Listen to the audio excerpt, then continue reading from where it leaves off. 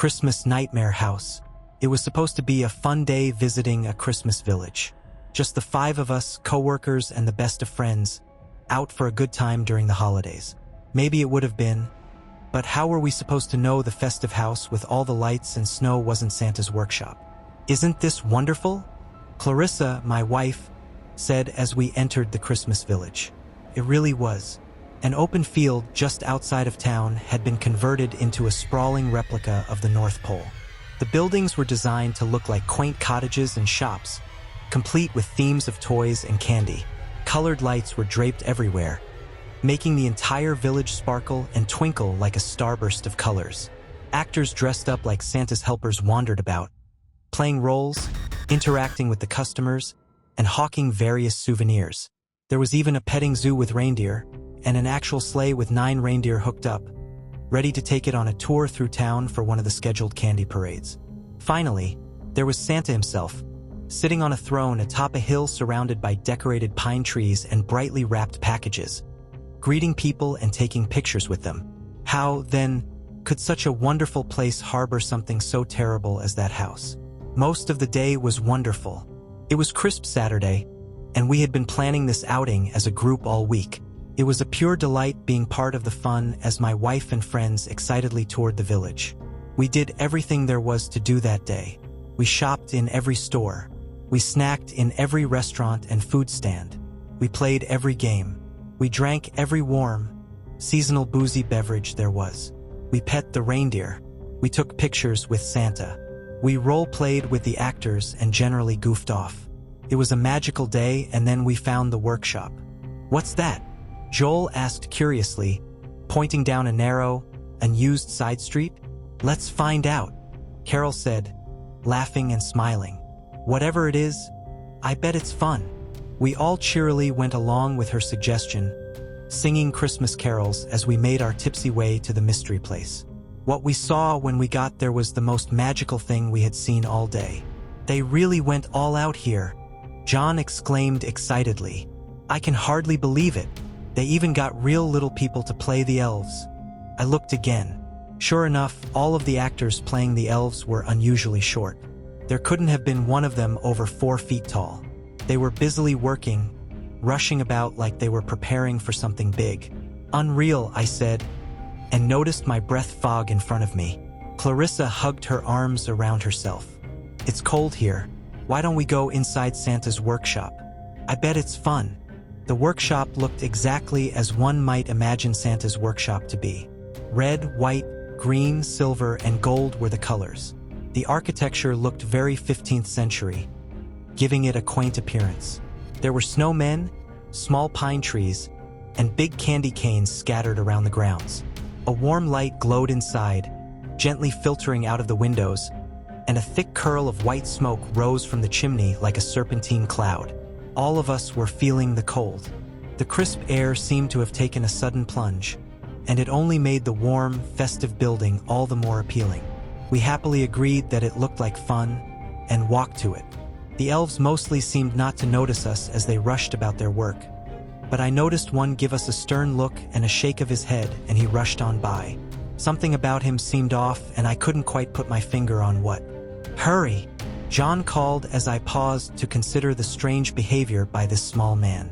I caught up as everyone reached the door. Joel opened it and held it open as we all filed in. Inside it was bright and warm. Not painfully bright like an office with too much overhead lighting, but comfortably bright, like an open field on an early spring day. It smelled of sugar and baked goods. The entry was an open room, festively decorated with a reception and a door that led inside. Behind the desk was a small man dressed as an elf. He smiled at us and waved us over. "Before you enter the workshop, you need to sign the registry," he said in cheerful tone. "What's inside?" Carol asked curiously, eyeing the door behind the elf. The little man smiled widely. "It's a place like no other," he said brightly, "where the wonders never cease, and everyone gets what they deserve." "Well, I deserve $1 million, Joel said with a laugh. "Let's sign this book and get on in there." We were all there for a good time. We'd been having a good time. So how could we possibly know? How could we have any reason to expect? that by signing that guest book, our wonderful day would become the stuff of nightmares. We happily signed our pages on lines at the bottom of individual pages. Most of each page was covered in ornate calligraphy, so fancy that none of us could actually read it. At the bottom was a heavy line with an X in front of it, indicating that it was where we should sign. The paper felt like old vellum, and the pen was a proper fountain pen that ink flowed out of in a dark line that varied in thickness with every stroke. Something wasn't sitting quite right in my mind. I couldn't put my finger on it, just a general sense that all was not as it seemed. "What's this say?" I asked as I was signing my name. "Standard release," the elf said in a tone that indicated it didn't matter. You know how these lawyers are, making everything into a liability. I laughed at this, as did my wife and John. Joel gave Clarissa a mock look of alarm, and she joined in the laughter. As soon as the last of us finished signing, the door opened, and we could see inside. The ladies gasped, and the men's eyes grew wide in wonder. I wish I had the words to properly describe what we saw as we looked through that door, but it was everything any of us could have thought, hoped, and expected Santa's workshop to be. It was filled with toys, elves busily crafting them as they chatted cheerfully, laughed, and sang. That's when I noticed what had seemed off to me before. "Guys," I said hesitantly, "these dwarfs are proportioned like a full-size person, just shorter." "Good for them," John said dismissively. "Now let's get in there and enjoy the best workshop setup I've ever seen." I didn't share my friend's lack of concern. Normally, a person with dwarfism is not proportional to a full-sized person. Their heads are large compared to their bodies. Their limbs are short compared to their bodies too. These actors were more like pygmies, people who do not suffer from dwarfism but are still extraordinarily short. It's incredibly rare, and there was no way the seasonal fair should have been able to find so many. The elves in the rest of the village are full-sized people. "These people are all pygmies," I said with concern / something's dash. "In we go." My wife interrupted, and she pushed me through the door with everyone else following. First, everything was fine. At first, everything was exactly as it had seemed from the other room. That is, until a new figure entered the room. "Look!" Carol squealed with excitement. "It's Santa!" And at first it seemed to be.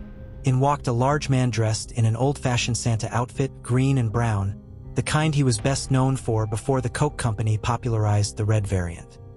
He was a large man, with a thick, long white beard flowing out from under his hood. He carried a large sack over one shoulder, and in his other hand he held a shining scroll. His face was hidden in the shadow of his hood, with only his beard and the tip a long, pointed nose poking out. "Welcome," he said in a deep, booming voice. "It is time to check your signatures against the list and see if you're naughty or nice." Everyone but me oohed and awed in delighted anticipation. It was the nose. His nose wasn't right. Wasn't Santa's nose supposed to be like a button? Not long and thin? I shook my head to clear the thought away. "It's not the real Santa," I muttered under my breath. "Get over it." I convinced myself that it was just the actor.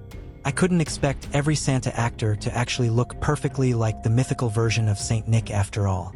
It was a silly notion, an unreasonable expectation. And yet, this didn't feel like the fun fakery of the village outside.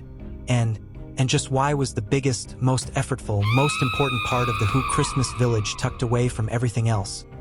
Hidden down a narrow side street where anyone could miss it? Why wasn't it the literal center of town? These thoughts raged through my skull, and I wanted to voice them, but I tamped down the urge, telling myself that I was just being silly, that this strange paranoia was unfounded with no relation to reality. "Joel Donaldson," Santa announced in that booming voice. "Yours is the first name signed. Time to see if you're naughty or nice." Joel stepped forward with a comical flourish. I noticed that his face was radiant with a blend of happiness and just a little bit too much alcohol consumed in our day of revels. "I'm ready for my present," he announced with all the innocence and expectation of someone who truly thought that was right in the world. "You will get your just reward," Santa declared somberly. He held up the scroll in front of him and let it unfurl. He read it aloud. "Joel Donaldson, you are on the naughty list. "Oh," Joel said mockingly with a smile and a wave of his hands. The elves all stopped working and began to gather around us. They sang "Naughty List, Naughty List, you are on the naughty list," over and over again as they surrounded Joel. Big, truly joyful smiles plastered across their smooth faces. Santa stepped aside, revealing a chair that had not been there before. "Come," he commanded. "Receive your reward." The elves crowded in around Joel and began pushing him forward toward the chair. Naughty list, you are on the naughty list," they continued to sing. Joel laughed and went along with it, believing that nothing was out of place, and it was all just part of the show. He walked past Santa and plopped himself down in the chair. That was the moment when the truth of our situation revealed itself. Heavy spiked leather straps erupted out of the chair and wrapped themselves around Joel, trapping him and pining him down.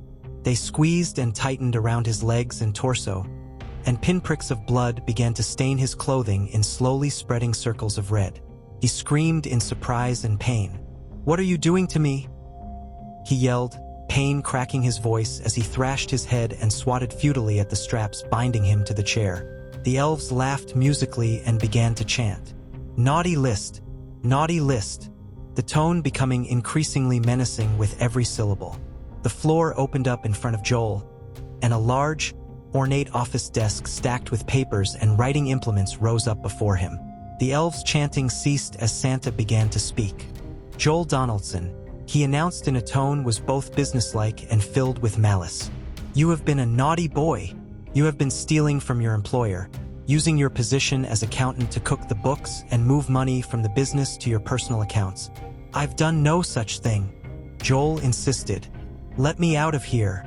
I swear to God I'm going to sue you into oblivion." The rest of us were too stunned to say or do anything. What could we do? This was supposed to be a fun day. It was supposed to be safe and innocent, just 5 friends from work having a good time at the fair. We couldn't properly process this sudden turn of events, and we stood transfixed in horror as the scene unfolded before us. Santa laughed at Joel's futile threat. There was no merriment in it. It was a deep belly laugh, but it was filled with such malice that I hesitate to call it a laugh at all. But there is no better word to describe it. The straps tightened and moved, scraping across Joel like a sandpaper belt, shredding his clothing and the skin beneath. He thrashed and screamed in pain, and blood began to flow more freely. An elf walked up and placed an old quill pen in Joel's right hand before sliding a leather-bound ledger across the desk in front of him. Joel protested and dropped the pen. The straps tightened and raked him some more in response to his defiance before the elf picked up the pen and put it back in his hand. "Your punishment is to find the errors and correct the balances in these books," Santa said with finality. "Every one of them is the result of a dishonest man lying and abusing his position to steal, just like you. I know you're accustomed to different tools for your trade, but I'm afraid that you'll just have to complete this task the old-fashioned way." "And if I refuse?" Joel said through teeth gritted in pain. The straps raked him again and he screamed. Santa chuckled evilly. "If you refuse, the straps will punish you. If you make a mistake, the straps will punish you. If you fall asleep, the straps will punish you. Make enough mistakes and the straps won't stop. They will drag across your body and tighten until they have cut you to ribbons." "No!" Joel screeched as the chair slammed forward so hard that he would have slammed his head into it if his tors had not been tightly strapped to the chair, pinning him against the desk. Naughty list, the elves sang again. "You are on the naughty list." I watched as Joel reached forward with a shaking hand and took hold of a paper sitting atop one of the large piles. When he pulled his hand back, a bunch of the papers fell to the desk, and the straps on the chair reacted, slicing across his body like a belt sander. Santa's booming laugh drowned out my friend's screams as the door to the next room opened. The 4 of us who were still free to move screamed in unison and ran back to the door we came in through, desperately trying to escape this nightmare version of Santa's workshop. It was sealed shut, refusing to open no matter how hard we pulled, pushed, or battered against it. The only response to our screams for help was the laughter of Santa, accompanied by the joyful singing of the elves as they continued their refrain of condemnation. "You must go forward," Santa commanded. Go forward and receive your just reward. We continued our futile attempt at escape a while longer, but stopped when the elves crowded around us and began to push us to the open doorway to the next room. Just reward, they chanted.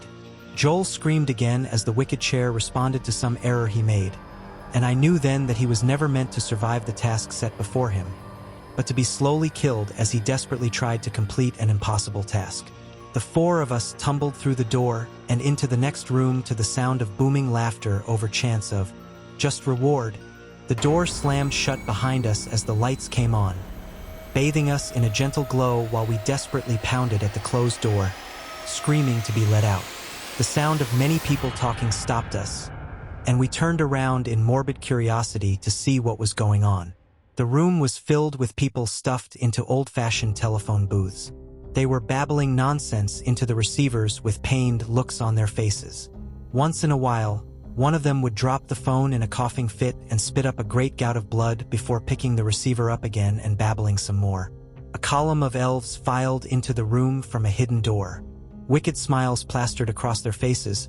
They went about the room checking the phone booths, performing repairs, and washing out blood by connecting a hose to a nozzle on the outside of the phone booth that caused the water to spray right into the person's face at high volume, rinsing away the blood by sheer volume of water that drained out the bottom to God knows where. Booming laughter announced the arrival of Santa Claus. As he approached us from behind the phone booths, "Carol Jenkins," he announced. "Time to see if you've been naughty or nice." He raised the hand with the scroll, but before he let it unfurl, I called out, "Wait!" pleaded. "What kind of Santa's workshop is this? Santa doesn't hurt people. The worst he does is give coal naughty children." Looking back, I know it was a pointless question. Silly even. Our captors were going to do what they intended with or without explanation. What did it matter if the man before us wasn't actually Santa Claus? Why would it matter anyway? This was supposed to be a fair with nothing but human actors. Humans don't follow Saint Nick rules. Only the truth was even worse than any of us imagined. The man dressed as Santa laughed. Not his usual booming laugh, but a low menacing laugh. "Santa Claus?" he chuckled. "What makes you think I'm Santa Claus? Is it the robe?" He stood to his full height then, and he towered above us all. He pulled back his hood and grinned like a jack-o'-lantern. "Behold," he commanded in his booming voice, "I am Krampus, and I punish the wicked." We all stared in horror at the giant before us. His face was like gnarled wood, old and weathered, with hollow features, a long pointy nose, and deep, sharp eyes that seemed to look right through us. He dropped his bag and removed his gloves, revealing gnarled, knobby hands tipped with claw-like nails. The bag opened when it fell, revealing its contents to be nothing but stout reeds and human bones. "I am not here to reward the nice list," he continued. "I bear only the naughty list. If your name is on it, you will be properly rewarded for your behavior. It will be your just reward, and justice is harsh." Carol's eyes opened wide, and her mouth worked rapidly, trying to speak, but failing to form any words. Krampus again lifted the scroll and let it unfurl. "Carol Jenkins," he announced. "You are on the naughty list." As he announced this, the elves in the room began to sing, "Naughty list, naughty list, you are on the naughty list." They surged around her and pushed and carried her to Krampus as she screamed in terror. "You are a gossip," Krampus declared. "You spread rumors and falsehoods about others without regard for the harm you're doing. You destroy people's names, reputations, and relationships with your wicked tongue." She struggled against the elves to no avail. As soon as she was close enough, Krampus reached out and snatched her up with one great, gnarled hand and pulled her in close.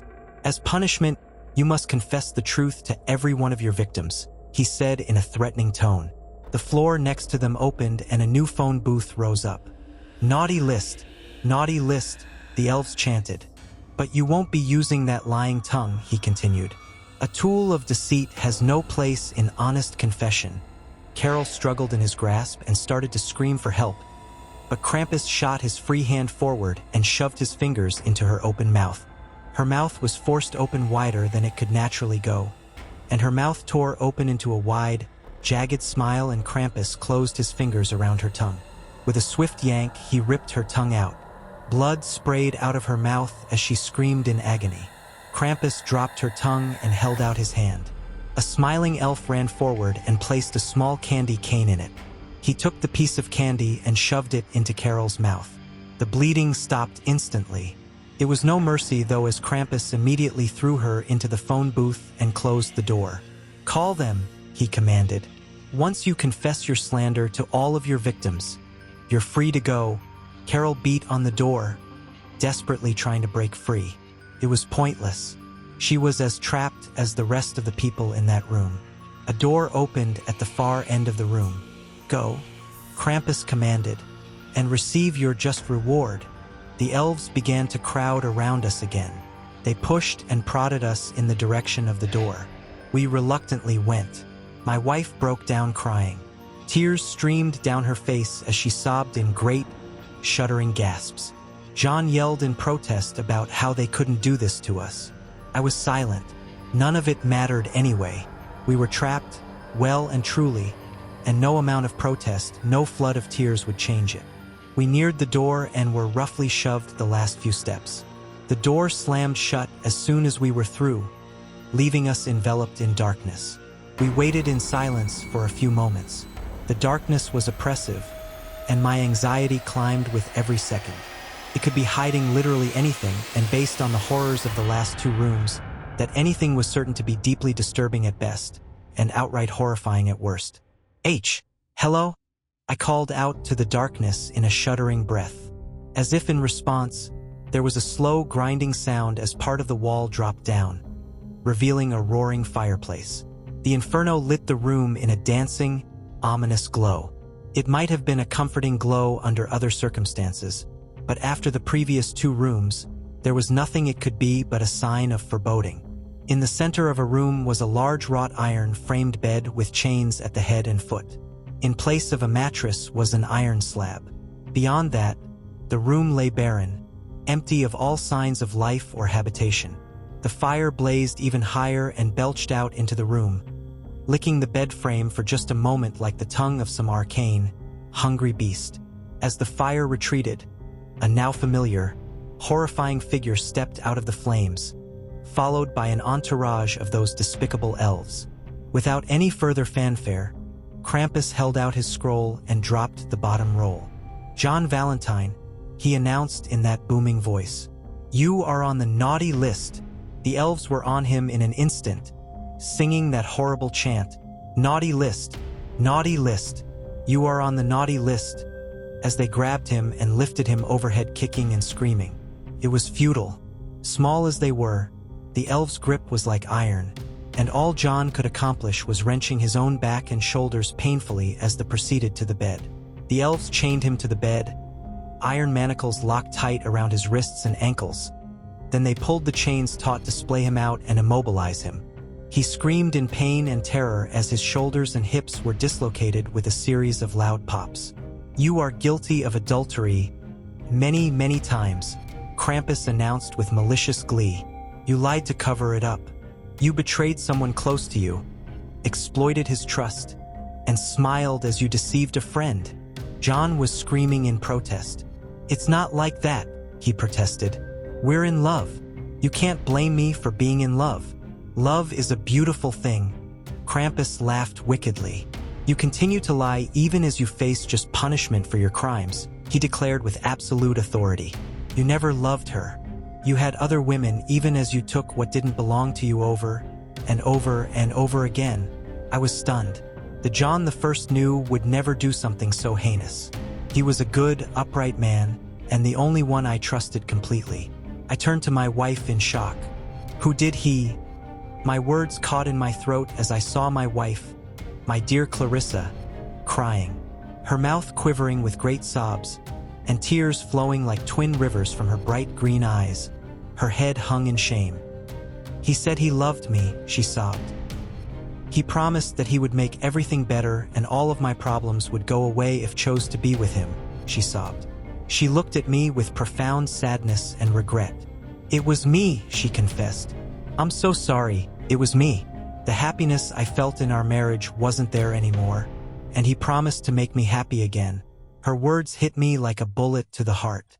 My wife and my best friend, the two people in the world dearest to me, who I trusted with my life, betrayed me. Together, I felt my own tears begin to well up and pour out of my eyes. "Why?" I croaked, unable to think of anything else to say. "I still love you," she said with sincerity. "I always loved you. That never changed. But the magic was gone. I stopped being happy at the thought of you. The sweet things you do lost their magic and became routine. I wanted that happiness back. I craved the intensity of it, and he gave it to me. That's all." Her words were like a punch to the gut by a champion heavyweight boxer. I was left stunned, breathless, and unable to form a coherent thought. "Clarissa Hart," Krampus announced as if he had been waiting for this exact moment to speak. "You are on the naughty list." The elves crowded around my wife. "Naughty list, naughty list. You are on the naughty list," they chanted gleefully as they grabbed her, lifted her up, and began to march toward the bed. "No," I screamed. "I forgive her. I don't care what she did. We'll work it out. We'll find our happiness again. Don't take her from me. I love her." The only response I got to my pleas was a continued chant of "Naughty list, naughty list. You are on the naughty list," as those demonic elves joyfully carried my wife, kicking and screaming apologies and professions of her love for me to the iron bed. "You also are guilty of adultery, lying, and betrayal of the one person who loved and trusted you above all others," he declared. "Your crimes were committed with the condemned man. Therefore you will share his fate just as you shared your own marriage bed with him." The elves shackled and stretched her exactly as they had to John. I turned away as she screamed in pain and terror, every pop of her joints sending a shudder of sorrow and regret through my body. "You must witness this," Krampus said to me in an almost sympathetic voice. "She would have left you anyway only to get her heart broken in betrayal. She cared far less for you than she did for her own selfish desires." I turned back to face the bed and lifted my head. All I could see through the haze of tears was blurry vision of a black lump of iron with two patches of color on top. I heard the sound of metal grating and sliding as floor plates moved, opening a blazing pathway from the fireplace to the bed one panel at a time. My wife and my best friend screamed even louder and began to thrash, desperation overriding the pain in their dislocated limbs as they realized what was going to happen. Over it all, I could hear the booming sound of Krampus' voice as he declared, "Your bodies will burn together just as you burned with lust together." The elves surrounded me and carried me bodily across the room to a newly opened door.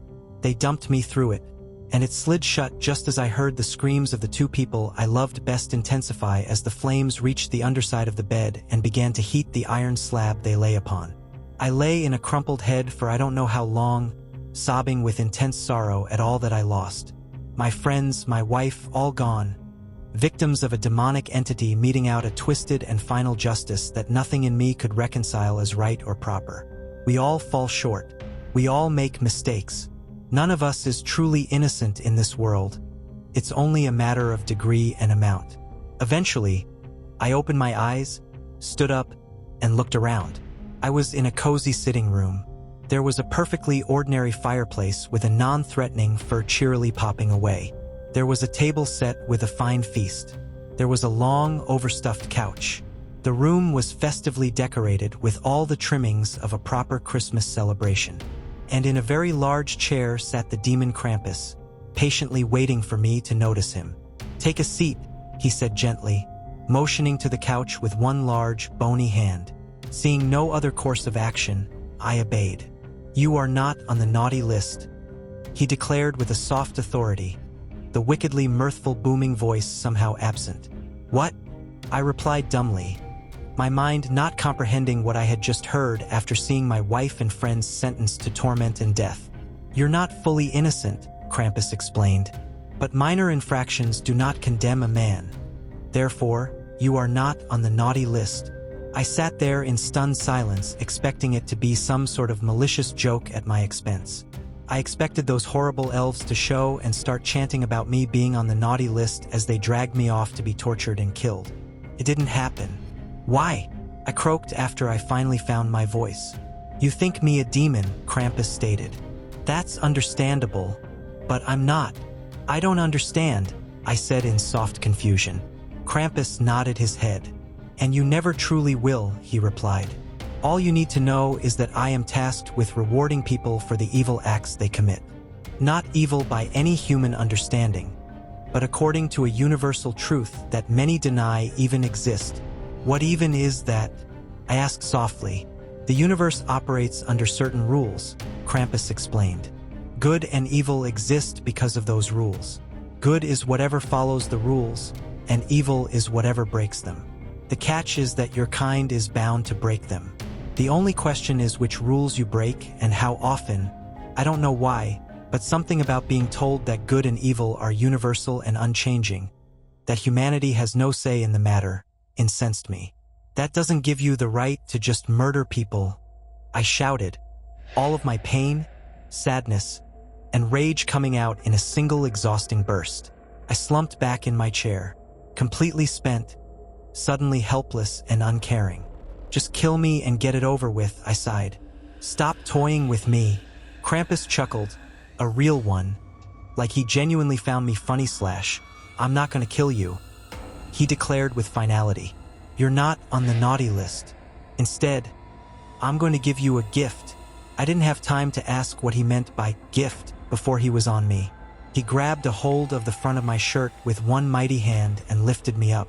Then, with his free hand, he pulled back his hood to reveal that among his other horrifying features, he had horns like a goat, and this straggly hair that seemed to flow and move of its own volition.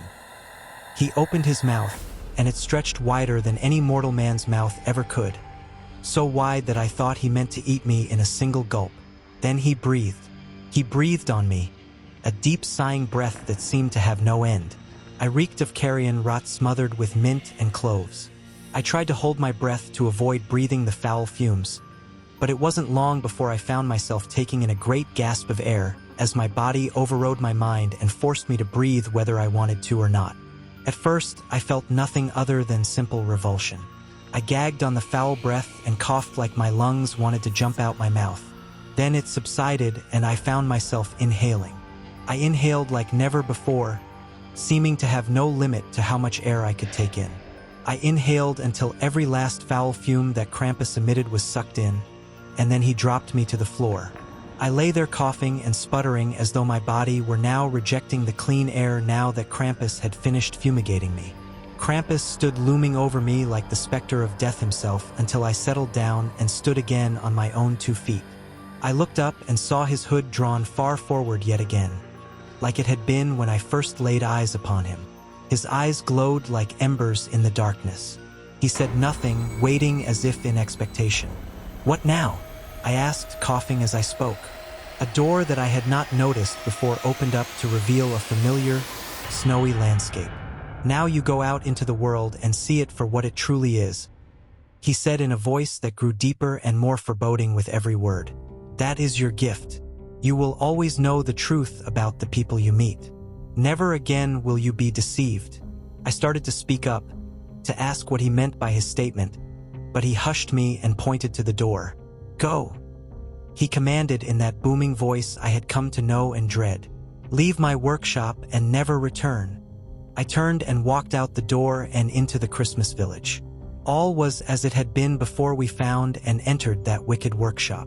People were blissfully enjoying the fair in the cold winter air, a recent layer of snow coating the land with a cozy, frozen blanket. I turned around and the workshop was gone. Where it once stood was a town center filled with bustling shops and Christmas-themed carnival games. A drink vendor was off to one calling out for people to come and enjoy hot spiced mead and mulled wine to warm their bodies on a cold winter day. I needed a drink, and I hurried over to the vendor fully intending to order a hot mug of mulled wine when I noticed something that stopped me in my tracks. I did a double take, looking at the man in stunned disbelief. I couldn't properly explain it, but as plainly as though it was written all over his face, I knew things about the man that I had no logical way to know. I knew beyond all doubt that this was a con man. I knew that he served cheap drinks that he labeled as expensive premium ones. I knew that he was a habitual liar who lacked an honest bone in his body. I knew that he sweet-talked many a gullible young woman into his bed for his own amusement with false promises and declaration of affection before moving on to a new town where he did it all again. I knew that he had murdered his own mother and made it look like a falling accident so he could collect her life insurance before the term expired. I knew about the vial of oleander toxin he kept hidden in his inside coat pocket so he could poison the occasional drunk, knowing it would look like a heart attack and the coroner was unlikely to look any deeper. "What can I get for you?" the man said cheerily, a wide smile splayed across his face. "Do you have anything stronger than wine?" I asked, suddenly wanting nothing to do with anything this man touched. He pointed behind me to a small building simply marked bar. "Go there if you want liquor," he said with the same cheer and smile he'd originally had. I thanked him and left, heading to the bar at first, then turning down the street and leaving, wanting nothing more than to put as much distance between myself and the Christmas village as humanly possible.